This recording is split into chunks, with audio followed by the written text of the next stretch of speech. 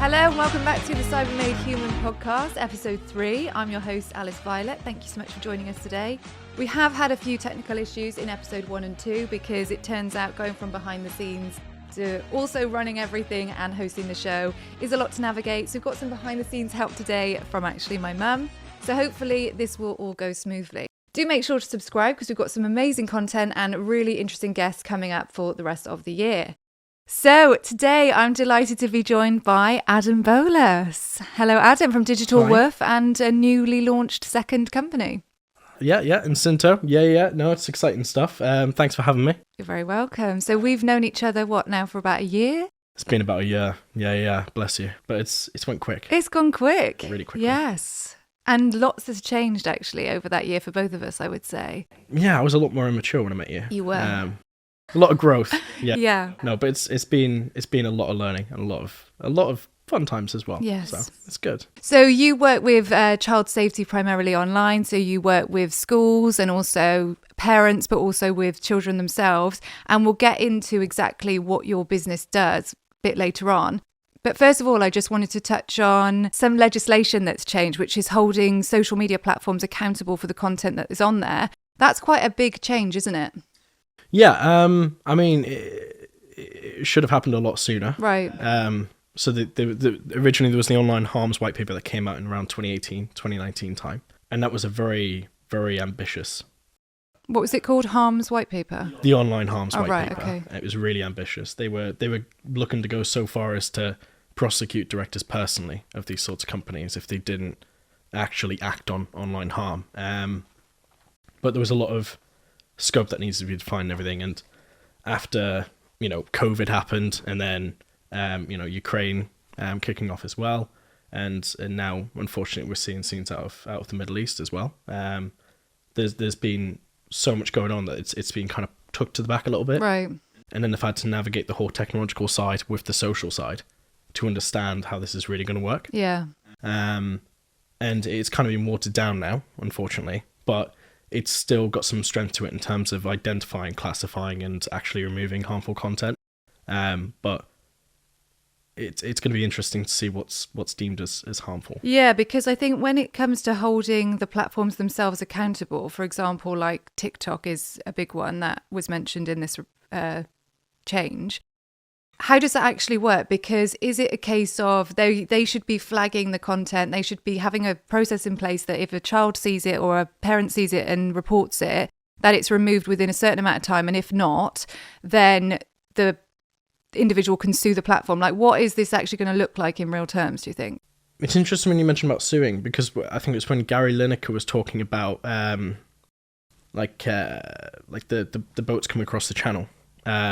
He then went to, I think some people were saying, making false accusations about the guy. So suing's an interesting one. I don't know a whole amount about the individual suing the platform side of things. I'm sure that's in there somewhere, so you're more than happy to take a look. Maybe it's like if they don't do it, then they get fined from the governments? Yeah, so platforms have to, so they'll be regulated by Ofcom. I see. And they'll have to report their findings to Ofcom. So they'll need to be able to substantiate reports that show what is harmful, like the rates of harm, classifying it, and then also show that they've taken action to remove those types of content that are causing harm. If they don't, then they'll be fined and they'll have damages come their way from the UK government.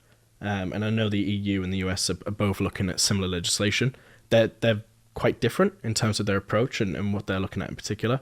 So on the subject of TikTok, I know that it's had a lot of heat and a lot of kind of criticism for the amount of data that it hoovers up of users. It surprises me because with the kind of Cambridge Analytica scandal with Facebook, which is now Meta, and all these kind of stories that have happened historically, why is the focus now on TikTok being worse than the other platforms? Well, we've got flaring tensions between the West and the East in terms of, geopolitics and economics and technology and who's going to be dominant in that area. It's really interesting stuff. But, X, formerly Twitter, got a lot of flack when it, was purchased by Elon Musk and it decided to go and do its thing where it changed how it works. And that's in the same kind of limelight as TikTok now, which is interesting because it's you've got a lot of different perspectives and players around the game. But I remember when I was growing up, I hated Facebook just as much as I I am not a fan of the way TikTok operates with its data.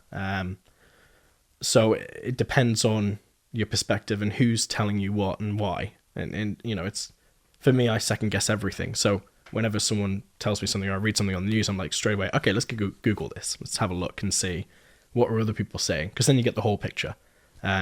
So it's an interesting one.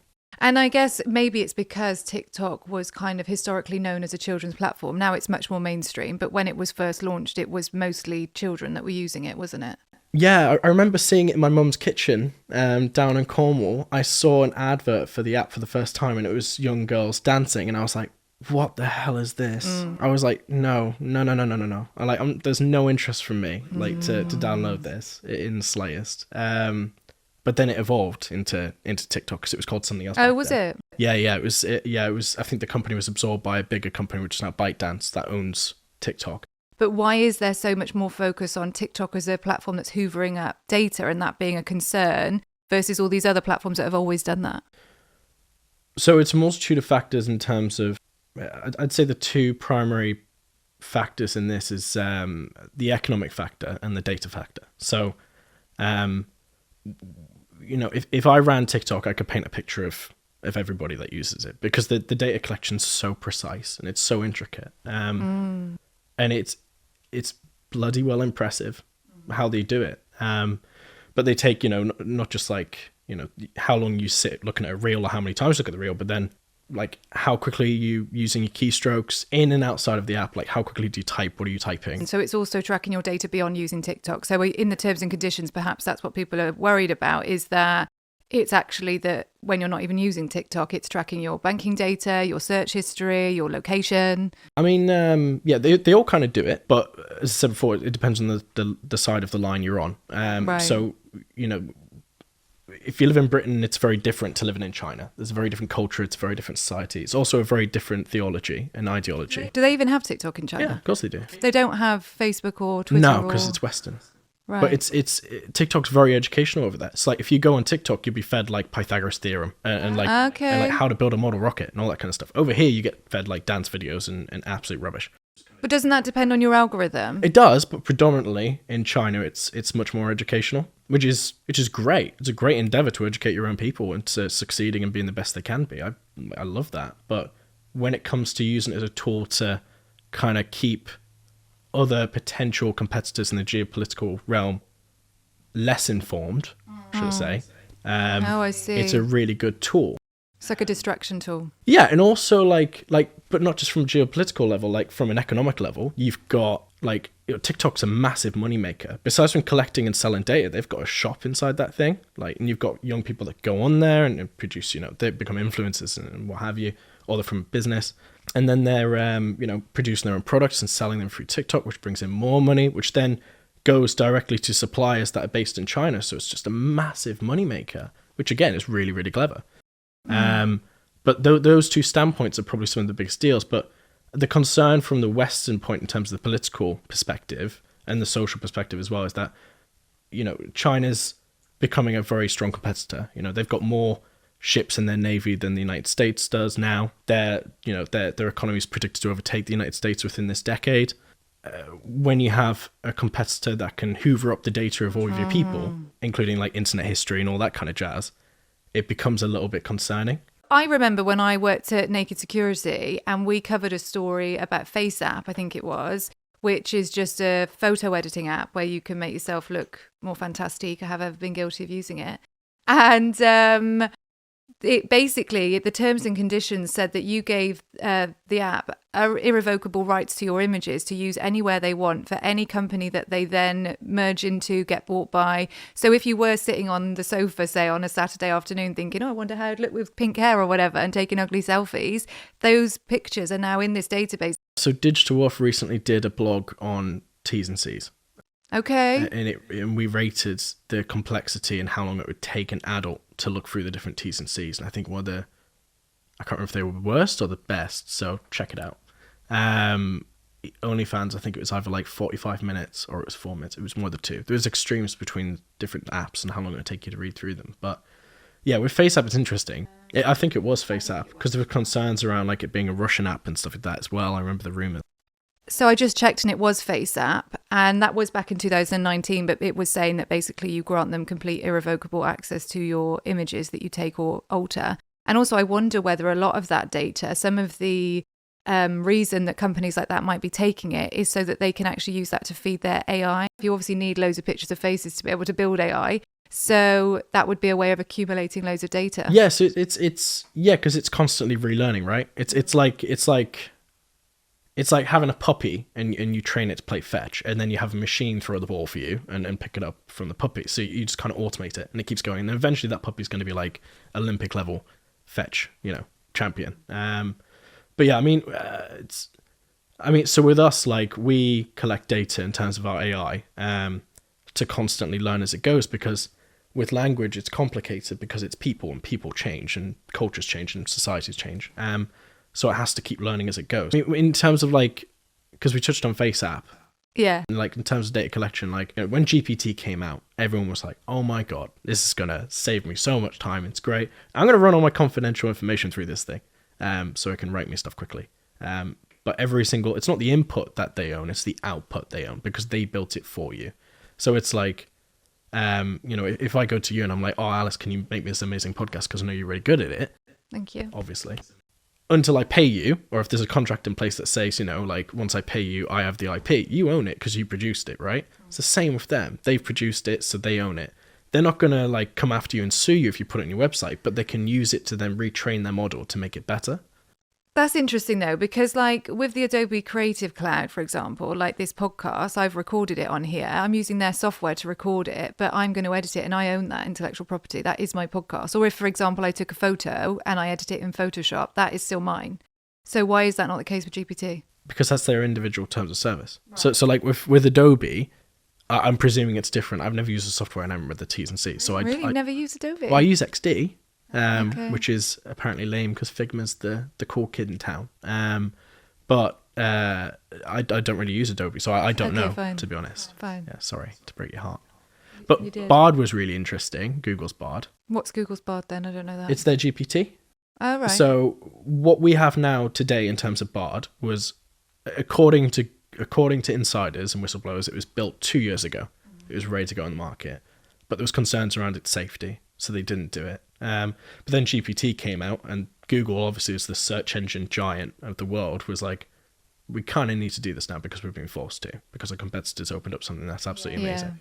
So they released it. And in terms of quality assurance, I think it was last week or the week before, there was some tweets came out on X that showed that people's conversations with Bard were being shared. So with GPT, you can share a conversation to a colleague or a friend or something and be like, okay, this is what I've had. This was really useful. Here you go. It will save you a ton of time. But with Bard, when you shared it, Google would automatically index it in the search engine. If you were alone at home and you had a down night and you thought, I'm going to tell Bard to be a little therapist for a second. Right. And I were like, I'm having a really tough time with this. What do you recommend so I can feel a little bit better? Or how should I approach this so I can be a bit more mindful about it? That conversation would then be indexed on Google. So they fixed that really quickly when everyone found out. Oh, okay, fine. Yeah, they fixed it. I mean, something that I want to do a whole episode on, but we can touch on very briefly now, is about intellectual property rights with AI.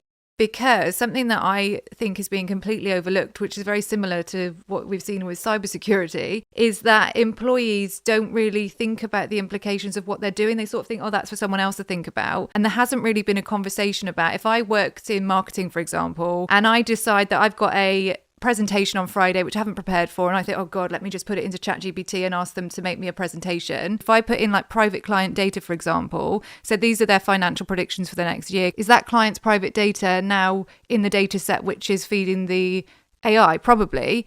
And I just feel like this isn't being discussed in kind of what the implication is of what you're feeding into these engines. And I know that some of them are private environments where you'd put your data in there and that's owned by your company, and whatever comes out is owned by your company. But they'd cost a lot of money, and there'd be a whole induction process to that. Whereas someone privately downloading ChatGPT or using the free version of it isn't necessarily checking with their manager, am I uploading private data to the public sphere, basically?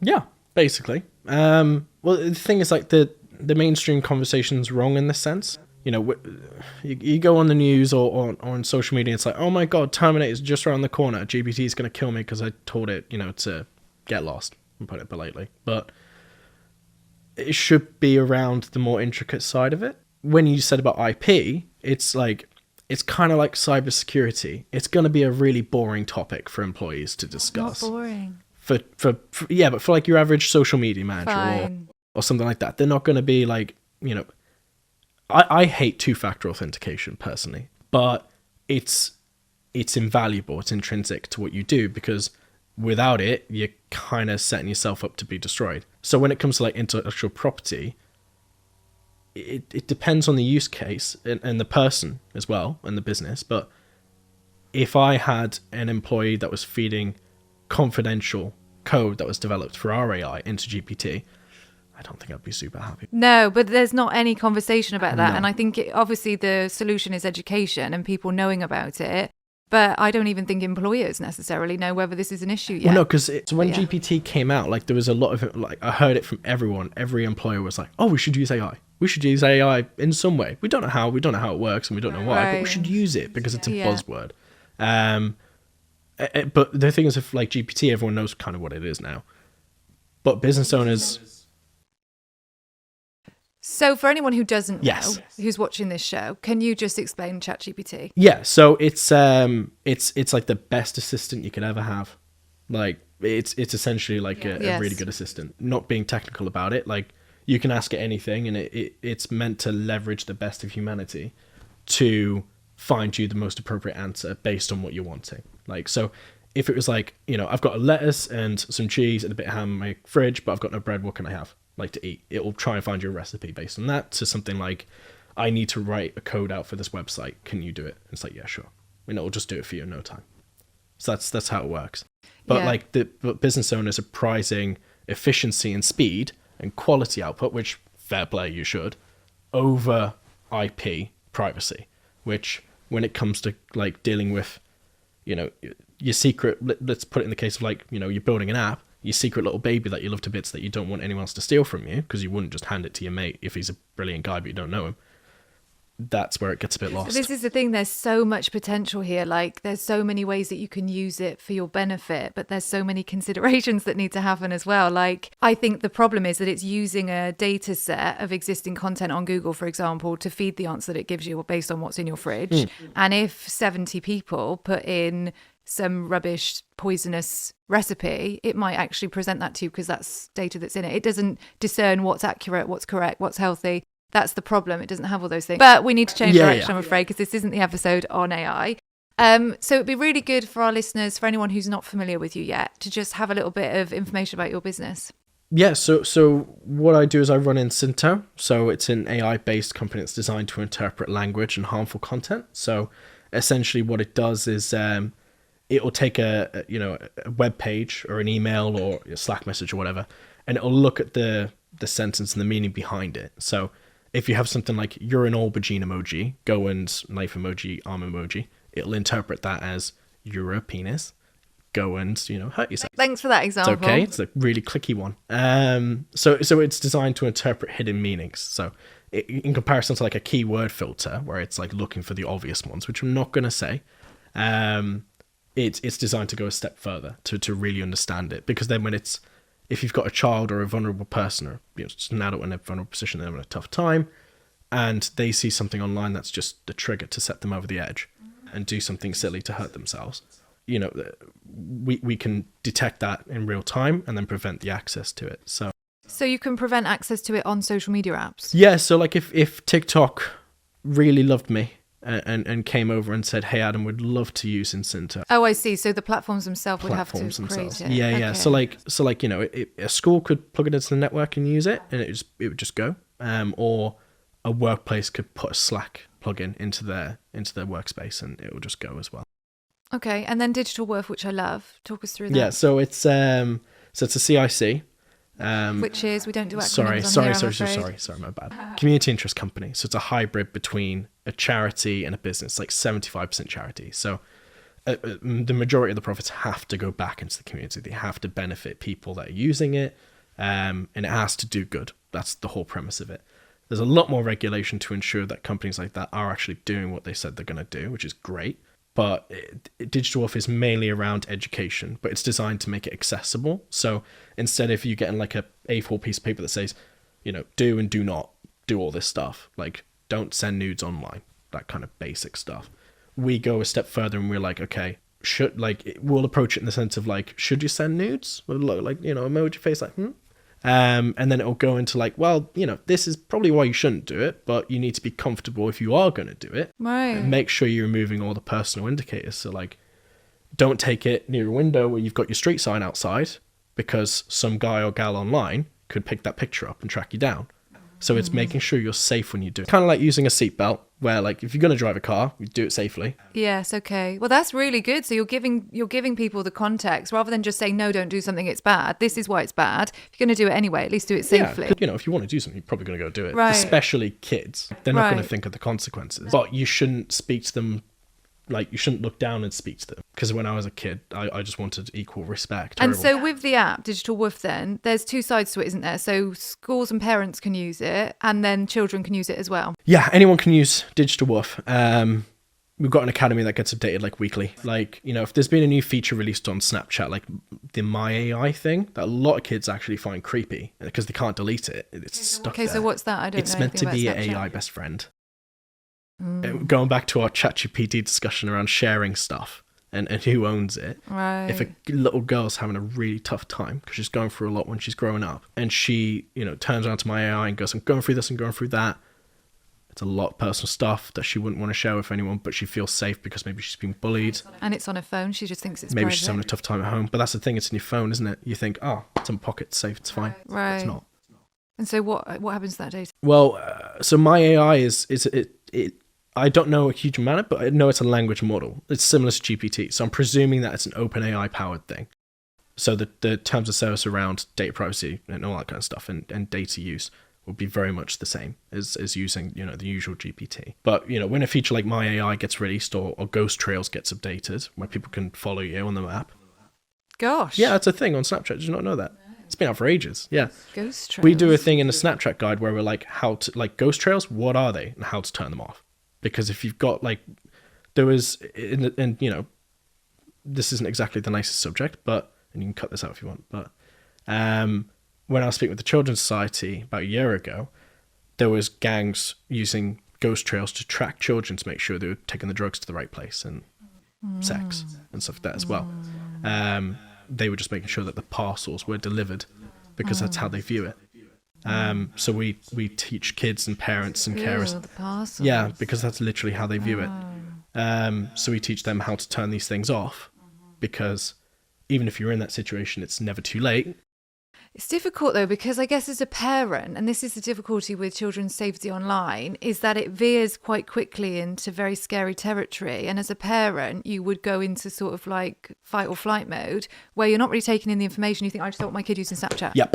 And that's the problem, because then the child is going to use Snapchat, but either with a phone that they don't know you've got, or they're going to hide it from you. So really, you need to be aware of all this stuff and use it with the information. But that's really tough, because parents must shut down when you start saying stuff like that. Well, no, because we keep it really simple. Because also with those apps, with location trackers, there's pros and cons to them. Because as a parent, you might be thinking, I want a location tracker on my child's phone. Is there like a safe way that they can do it that isn't get a Life third-party app? 360. So I use it. So when I got a motorbike, my parents worried, about me being on a motorbike. Fair enough, rightly so. So we got Life 360. It's a free app, and then I'm not selling Life 360, by the way. It sounds like I am. I'm selling my own stuff. Not sponsored. I wish, and they could see me on the map safely. I where I was. Whereas with Snapchat, you can just turn it off. Like with Apple, I know it's really easy. You can just go ask at not to track, right? And it makes it nice and easy. But with Android, you can just go into your settings and turn it off. But the guides that we release tell you how to do all of that step by step, because it's designed to be really simple. If the guides don't answer any questions that you specifically got, you can just jump onto our safeguarding assistant, ask it, and go, it's a language model. And is Digital Woof free? No, so it's 99p a month. Okay. That's it. Because we need it to be really, really accessible. So you can just go like, I just read the Snapchat guides and it answered all these great things, but I've got this question. What is it? And then it'll go, okay, here's how you do it. And break it down really simply. Okay, that's good. Yeah. Very nice. So it's designed to just be on the spot when you need it. use it. And I'd love to know your background then. What made you want to get into children's safety online?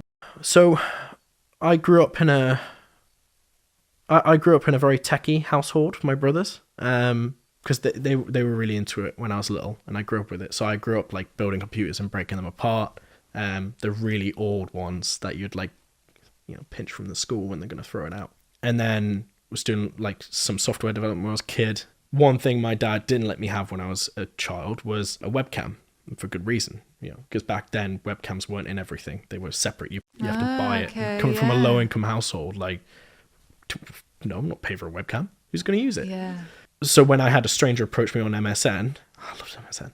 I loved MSN. It was like a 6 or 7 year old asking me, like trying to get to know me, and then, me being a kid, and then they're like, oh, do you want to jump on webcam, take your top off? And I was like, no, block. But now kids are like constantly on it. It's a webcam everywhere you go. There's a microphone everywhere you go. It's always with you. But kids are so like open about it, so confident. Like, you go on TikTok or Instagram Reels and you'll see like these Omegle videos where there's kids literally on Omegle. What's that? It's this anonymous video calling app. So you jump in, you click start, and then you get matched with a stranger. There's a lot of penises on there. There's a lot, yeah. But yeah, so kids go on that, literally just match with random. So really, that shouldn't be a children's app. That should be 18 plus. There's no world in which children should be matched with strangers online. And so, is it an over 18s app? It should be. I think it's 13. I think plus. that's something that, as a parent, you could kind of say, yeah, I'm gonna say that you could be on Snapchat and message your friends, but perhaps not. Whatever. Also, like called. OnlyFans, you don't have to prove your ID to get OnlyFans. Right, but OnlyFans is a porn site. Yeah. So if you're going on there, you're not going on there and accidentally seeing a naked man. Also, basically. Okay, fine. I thought it was something that children were using. It is something that children are using. They go on to chat to random strangers. There's a lot of trends around it, so it became really trendy with TikTok, where you'd have like influencers pull pranks on strangers on it. And a lot of kids would come on to freak the kids out, get a few laughs, get a few likes, and they build their subscription base from there. But like kids going on there, like there's clips I've seen on Reels where like there was one where it was his camera or her camera was black, like you couldn't see anything. There was 2 girls there. And then he just put, because there's a chat box next to the videos, and he just put their longitude, latitude, and their IP address. So he knew where they were within like 5-10 seconds, because they were like, is it working? And he had them. Or she had them. So there's a real risk there. So why is that then? So in a lot of apps, like on Facebook and with WhatsApp and stuff, everything's encrypted. And so unless I literally shared my location with you, if I sent an image with you, for example, the metadata would be removed. On this app then, just by logging on, you can see my geolocation. Yeah, because they just track you down. Because like unless you're encrypted in transit, everything you do online will come back to your trail. You leave footprints wherever you go. Unless you use a VPN. Virtual private networks. Or as I'd say, paw prints. But you leave paw prints wherever you go. Oh, I love good, right? That. So when you go somewhere and you don't use a VPN, or you're not using an encrypted like shell, like actually encrypted shoes when you're waddling, you're trackable. People can find out who you are because they'll just look and go back to the source of the steps. So something that is interesting is obviously even as adults with this kind of new world that we're living in with AI and things being created using ChatGPT, so like whole articles or images or whatever, it's hard as an adult to say this is real. So when I'm seeing like a video of Donald Trump, for example, saying something, I'm thinking, I don't know whether you're the same now. Everything that I see, I kind of question the authenticity of it. But imagine that as a child. It must be very hard for children to be able to discern what's real and what's fake online. And what advice do you think, like what's the solution with that? This could be interesting what the perspective is as adults as well, when they grow up. Same as with us when we were kids. And we had a perception on like yes, and how that will change. How is this different to our parents? And the same with the kids as well. But they're going to move so much faster. It's like,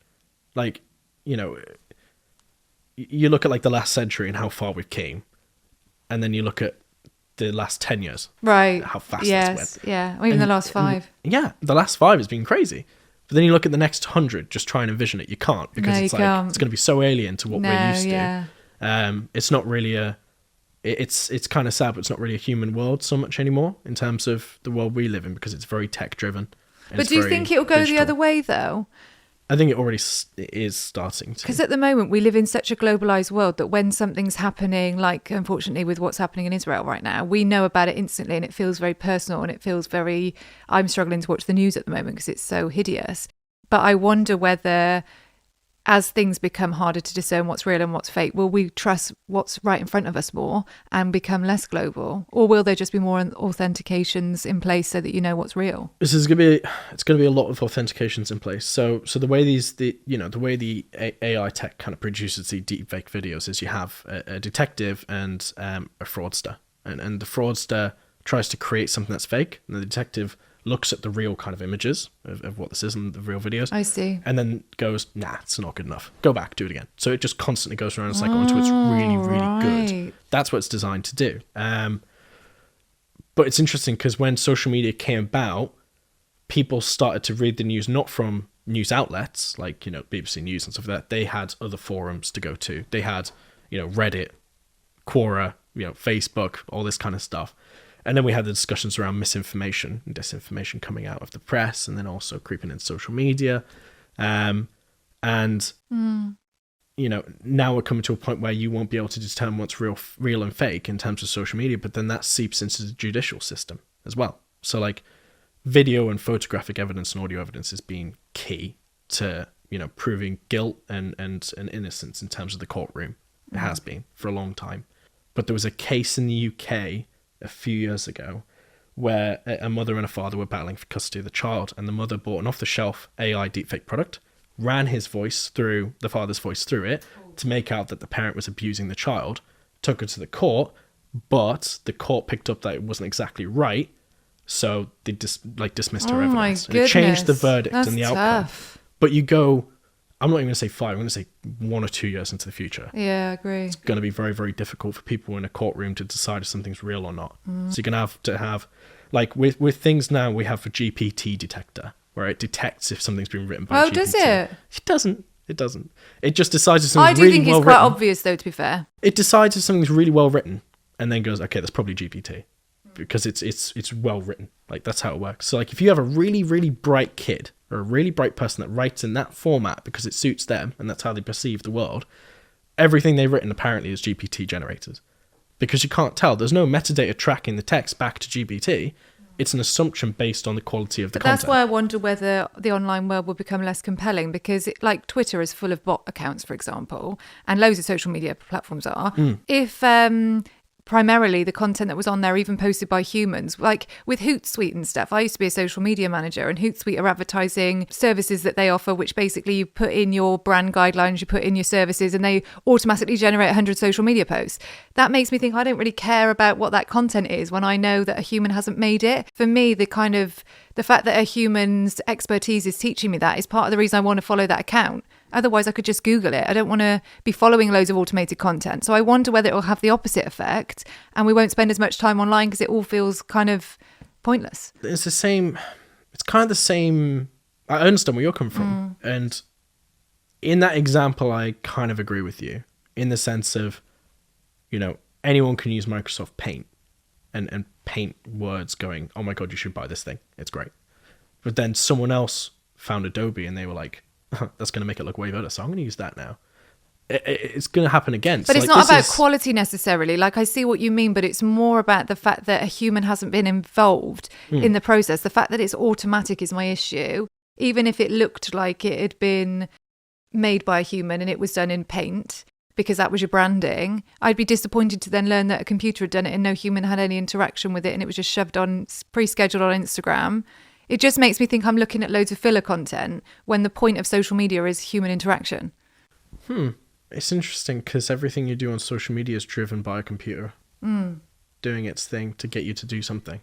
Well, it's driven by algorithms in terms of what it's presenting me with. But for example, like I love books, for example. So if I'm following authors or poets on Instagram and then I'm being shown more poets or cat videos, is also quite a prominent algorithm for me. Dogs are better, but okay. No, you didn't just say that on the Cyber-Made Human podcast. True, there's a really cute puppy outside. That'll be outside, cut out, so, absolutely cut out. That's rude. Although that's presenting me with content and all of that's automatic, a human being has thought that cat video was adorable, filmed it, uploaded it, and I've manually interacted with it. If all of that bit wasn't real, what's the point? But then, okay, so let's look at it this way.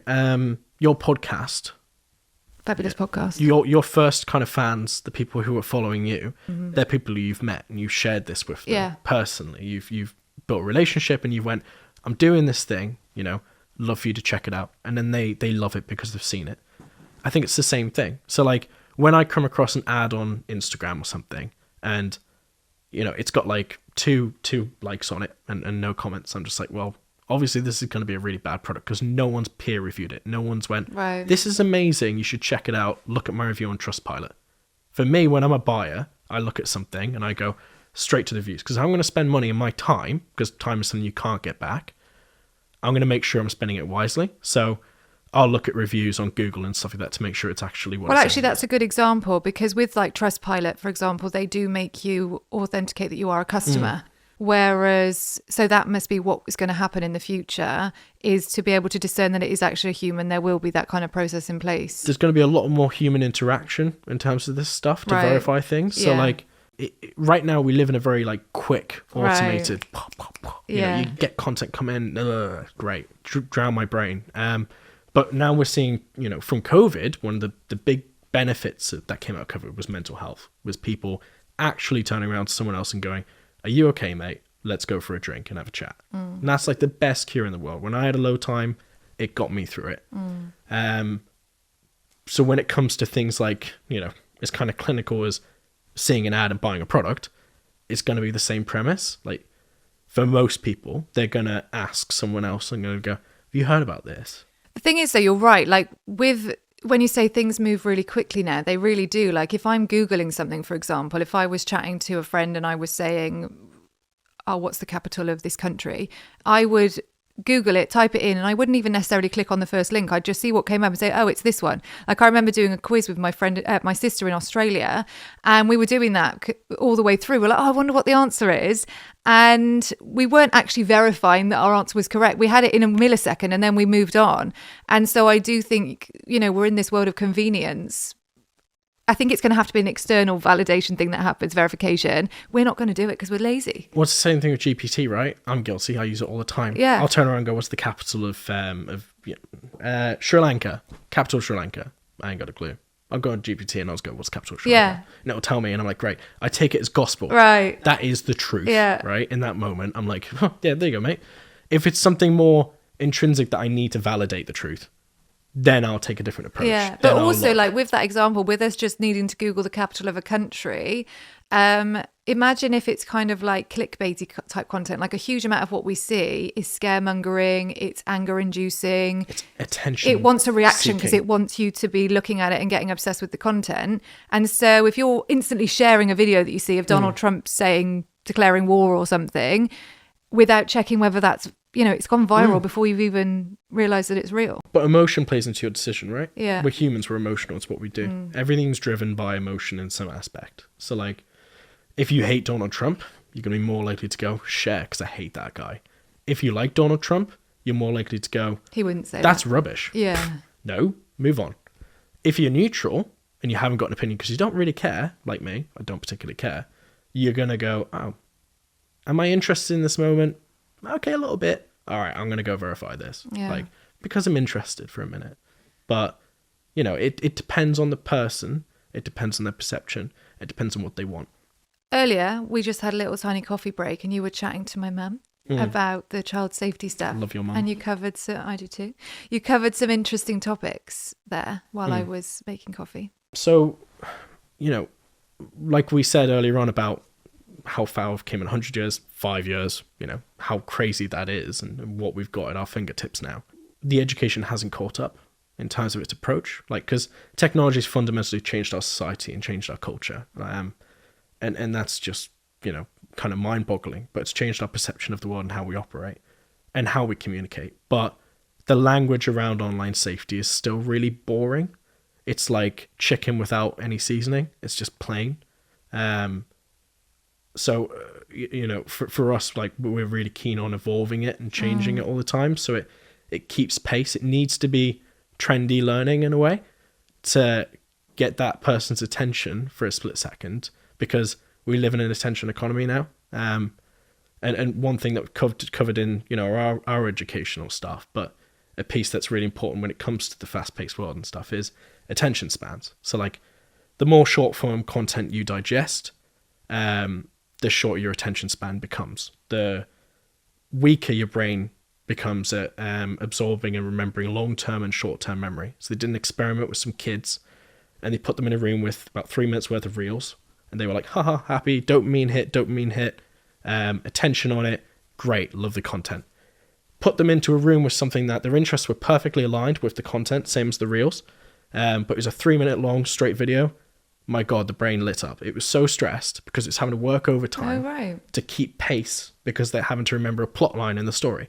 All the bits carry on throughout that 3 minutes straight, whereas the other one was 7 to 15 seconds, story. Mm-hmm. So the brain was having to work extra because the muscle isn't used enough in terms of keeping pace and remembering stuff. So it's interesting how that works, but with that we need to be trendy in our educational content, because we're advising and trying to help people shape their brains so they don't get to that point, because you can reverse it, you can fix it, but to access those people we have to be on their level in terms of the brain health to get them to that point. So training needs to be more interesting. I totally agree. And I think cybersecurity is the same with that. One of the issues with cybersecurity is the language. And that probably is going to be similar with AI, although I do think it's seen as a more exciting topic than cybersecurity. But we also need to consider the kind of ethics of AI. And just to finish up, what are your thoughts on that? There's two ways of looking at AI. You're either building an individual, a child. Like right now, it's like a child. Like, you know, you're teaching it, you're training it, and you know, you're giving it a vision for the world and what it is, and you know what it could be, and all this kind of stuff. And it's a beautiful thing because we're building something that's literally on par with us as you're raising a kid, except for that kid doesn't, you know, scream and cry when it doesn't get, you know, something it wants. But it's also not adorable either. Or you can look at it in the way of like, you know, we're building something that's godlike. Like if it's this one singular system or entity that hooks into everything and it's going to make life super bloody convenient and like easy, fantastic. But it needs to be, you know, some people turn their noses up at it. Some people are really, really driven by it. But, you know, EDI, equality, diversity, inclusion, it needs to be a centerpiece. If you know, let's look at the imperial past of Europe, like, you know, countries go to a foreign country and say Africa, India, or South America or stuff like that. They take their values there. This is right and wrong. That's it. And then the native people would learn that, and that becomes part of their culture, and they assimilate that, and then they live that life, and then their, you know, descendants still go the same way. With AI now, we have a really, really great opportunity to build something that takes in people's different perspectives from around the world, like in terms of, you know, if you know, disagree or agree personally or you like on values of other people, but it's not your place to direct those people on how they live their life, because it's no one's place. So yes, if we take the example of, you know, a very traditional Catholic family and then a very liberal, you know, agnostic or atheist family, their values and traditions and what they perceive as right and wrong will be very contrasting to each other. Some aspects will be quite similar, but overall very different lifestyles. So if we're going to have an AI solution that serves both audiences, it needs to be adaptable to both. It needs to be able to encompass both perspectives and value them both the same without harming themselves or getting them to harm each other. But I think that's the difficulty of the world that we live in at the moment. We live in such a polarized society where people can't see each other's perspective. We've got the extreme left, the extreme right, and I do think social media platforms are massively making that the case. And you're right, with AI, people are going to be kicking off and saying, you know, my child's being fed really conservative propaganda, and someone else is going to say this kind of LGBT friendly vegan is too much. And so like you've got people, as you say, with completely different perspectives on what they're happy with their children's being fed. And I don't think we're at a place where people can just accept other people's lifestyles right now. No. I wonder whether we're going to get to a kind of explosion point because it's so polarized right now, and then we're going to settle back down again, because it does feel so like kettle's boiling, right? Yeah. One shoe size doesn't fit all. No. It's going to be it's a lovely but pipe dream to have one AI that fits all. Right. That, kind of encompasses. It's possible if you have the right people behind it and enough money to do it. Great, but and these data scientists that sit in these rooms that go through the research that train these models, I would say hands down, probably 99% of them are in it for the right reasons. They genuinely think this is going to change the world and make the world a better place, and I bloody well hope it does. I think it will. I think it already has. I think AI is something that's got pros and cons. But from your perspective, yes. Right. However, you go to... So there's a study came out on ChatGPT, the first official study on its perspective in terms of political leanings. And it was a UK-based study, and they found that it leaned slightly left. Okay. So it would be in favour of Labour, it would be in favour of Joe Biden as president and all that kind of stuff. So from a conservative values side, if you're a conservative person, you turn around and go, well, that's harmful to society because it doesn't include my views equally to yours. So you'd see it as harmful. So it's not good in that sense. That's deemed as harmful to that person. Now, if they've got kids and that child's using that platform like GPT, and they've read in the news that that's not good of me, not good for my child, then from their angle, it's harming their values and their child. Okay. And that's a problem because it's again, one shoe size is not going to fit all. So with any parents that are listening to this or people who are concerned about what children are looking at online, what one piece of advice would you give them other than download Digital Woof? Get learning. Keep looking at different perspectives. Like whether you disagree with it or not, you've got to kind of remove, like these days especially, you have to remove the emotional bias that we all intrinsically have and look at something from multiple angles. Like, it's difficult because we're constantly fed stuff real quick and, like you said, convenience. And also the news is quite scary and quite negative. So if I was a parent, what sources would I be looking at to be learning? It depends on your value structure. It depends on what you want to know. Okay, so just look at a broad range of... Yeah, because I'm not right. But from my perspective, I'm also not wrong. So, from a mum's perspective, like my mum, she'll sit down in the evening with a dog and a partner and she'll put on BBC Southwest and she gets the news from there. I personally am like, well, it's not my cup of tea. I'd rather go on GPT and use... Really? Wow, is that where you get your news? Well, I leverage it, but then I'll use social media... not social media, like search engines to go and browse and find out things. Like if I want to know what's going on in China, I'll go to Google, I'll click on the news tab and I type in China. And then I'll go through 10 pages worth of different stories from multiple sources like Al Jazeera, BBC, Sky News, NBC. And you get the full picture because they're all in some manner biased in their own way because they all have a perspective on something. So I get the full picture. It doesn't affect me personally because, someone's going to drop a bomb. It's kind of going to happen. But I'm interested. So to wrap up, I always ask my guests to recommend something to our listeners. So it doesn't have to be cyber related. It can be something that you've been to see, something that you're reading, watching, listening to. I mean, I'm a big nature lover, but a book I'd recommend is The Brain by David Eagleman. Okay. Really interesting read. I couldn't put it down. It explores a lot about the mindset and perspective and how far you can go to make someone numb to what you consider to be absolutely abhorrent. It's very interesting. Oh, interesting. It's very interesting.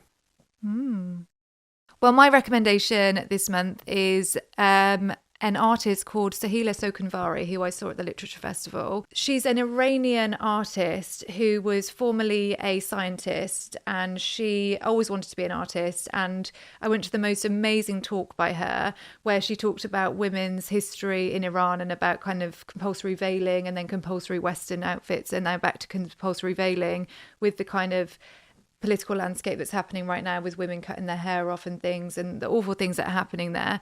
But it was hugely educational. I felt like I didn't know so much about the history of Iran and women, and she presents this through her artwork.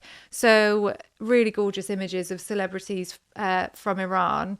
And it was just such an amazing story, and I want to promote her. So anyone who's interested in that, I would really recommend checking her out. She's a very interesting person. But thank you so much for joining me today, Adam. Cheers for having me.